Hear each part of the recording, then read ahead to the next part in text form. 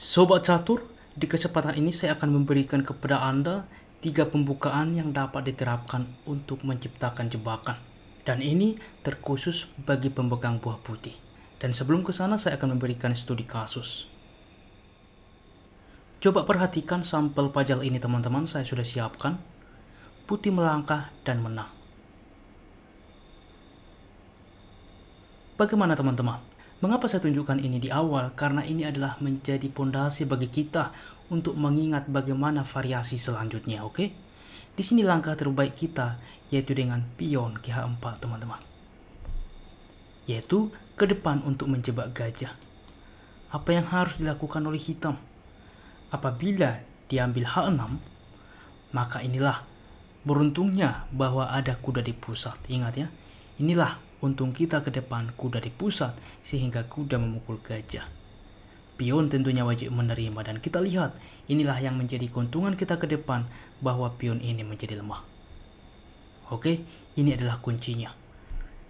Dan satu lagi, tidak memajukan pion mungkin dengan benteng ke-8, juga untuk melindungi pionnya ke depan, maka kita akan H5 saat ini. Gajah ke-4 mengancam benteng kita, tapi jika kita pion maju, gampang saja gajah mundur ya.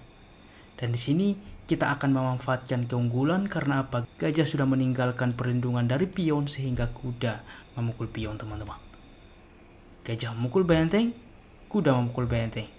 Gajah memukul kuda, benteng memukul gajah.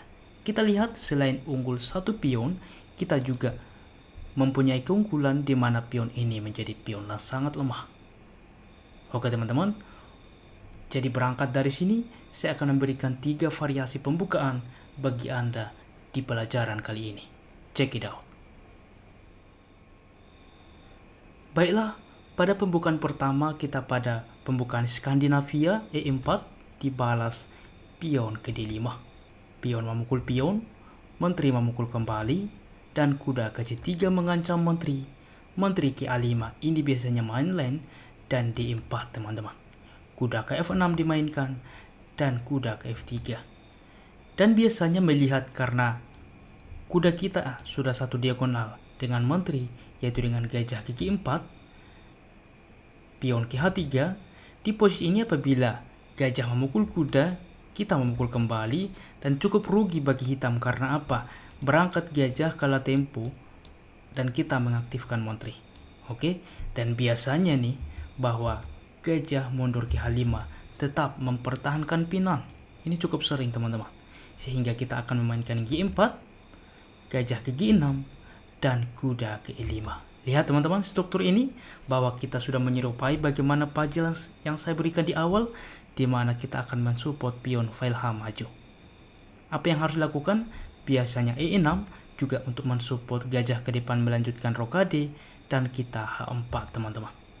H6 dan kuda memukul gajah. Ingat ya, kuda memukul gajah sebelum gajah menyelamatkan diri. Sehingga pion menerima, inilah yang menjadi keunggulan bagi kita, bahwa kita akan menghantam pion ini ke depan. Inilah yang menjadi keunggulan. Anda bisa cek di komputer bahwa kita jauh lebih unggul. Di mana gajah ke C4 bisa dilanjutkan, manuver juga menteri ke depan mengancam pion lemah ini. Dan ini adalah pilihan yang pertama, dan kita lanjut ke opsi yang kedua. Di opsi yang kedua ini, yaitu kita menghadapi pertahanan karukan, E4 dan pion ke C6. Oke, kuda ke F3 dan D5. Di sini kita kuda ke C3 dan gajah ke G4. Cukup sering juga, karena ini juga salah satu main lane yang juga direkomendasikan oleh komputer ya. Ini juga main lane yang populer. Dan kita akan H3, tentunya apabila dimakan, kita akan aktif menteri. Dan kita membahas gajah tetap mempertahankan pinon, yaitu gajah mundur ke H5. Lalu kita pion memukul pion memukul kembali, dan gajah ke B5 skak. Kuda menutup, dan G4 teman-teman ya. Dimana gajah mundur ke G6, dan kuda ke E5. Lihat teman-teman, di sini sudah seperti puzzle yang saya berikan kepada Anda sebagai acuan sebelumnya, di mana pion akan maju ke depan, dan di sini kita lihat bahwa kuda sedang dipin ya, sehingga benteng ke-8 tentunya melindungi kuda ini, maka H4 saat ini. apa yang harus dilakukan? H6, dan kita ingat bahwa kuda memukul gajah. Pion menerima, dan inilah keunggulan bagi kita bahwa pion ini adalah pion lemah teman-teman. Sehingga kita dapat melanjutkan D4, disupport menteri ke depan untuk mengancam pion ini. Oke? Tetapi sebelumnya bagi Anda, jika teman Anda sebagai putih, di sini layak juga dicoba dengan pion ke F6 ya. Di mana kuda memukul gajah, memang pion memukul kembali. Tetapi ini cukup aman, D4 di sini dapat dengan I6. Karena apa? Ini menjadi tameng teman-teman. Di mana raja ke depan menjadi cukup aman dilindungi pion-pion ini. Jadi berbeda ya jika pion H yang maju atau pion F yang maju.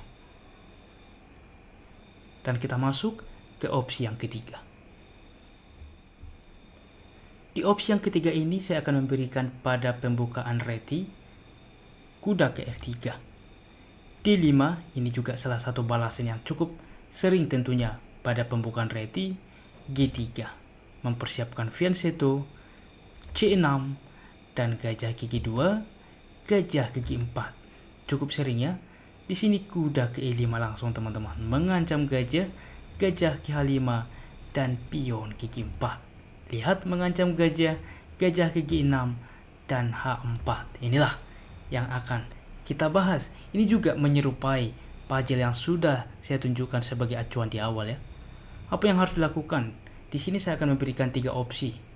Yang pertama, jika gajah ke E4, maka F3 teman-teman. Gajah mundur, tentunya H5 dan gajah terjebak. Oke. Yang kedua, apabila di dalam posisi seperti ini H6, maka kuda memukul gajah. Ingat ya, kuda memukul gajah. Pion F menerima tentunya, maka D4 aktifnya menteri ke depan mengancam pion lemah ini. Oke. Yang ketiga ialah dengan pion ke F6. Ini adalah rekomendasi terbaik. Kuda memukul gajah, pion memukul kembali, D4 di sini bisa E6, menteri ke D3 dan raja ke F7 ya. Ini menjadi cukup kuat atau cukup aman raja ini walaupun tidak bisa lagi rokade ke depan. Di sini kuda ke C3 kita lanjutkan, di mana kita juga mempunyai serangan yang cukup kuat, di mana dapat mensupport pion pusat ke depan dan sudah cukup banyak bantuan dari perwira kita. Oke lah teman-teman, demikian 3 pembukaan bagi putih yang bisa Anda pilih di dalam bermain catur. Silahkan tuliskan di kolom komentar bagaimana teori ini berhasil bagi Anda. Dan jika suka, like, karena kita juga akan membuat konten seperti ini selanjutnya melihat kesukaan dari Anda. Salam Catur Talk Indonesia, sampai jumpa di video berikutnya. Keep sharing and keep loving. Bye-bye.